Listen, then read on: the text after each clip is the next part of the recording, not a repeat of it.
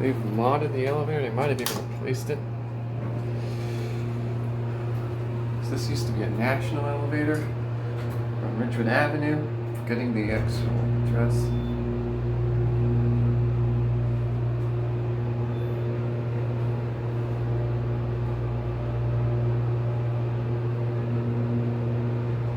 There's these 3,500 pounds. It's elevator number 1, but I don't think there's another elevator in this building.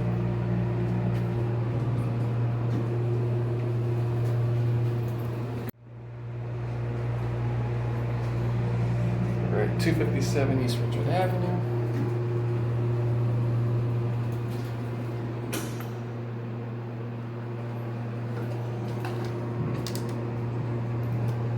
Go back to G, end this up.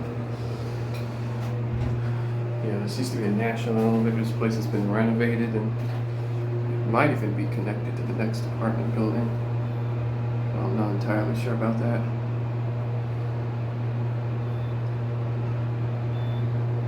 Alright, here we are back to G.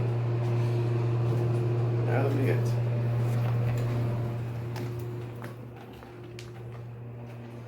There are a lot more security cameras nowadays. I think it's more residential.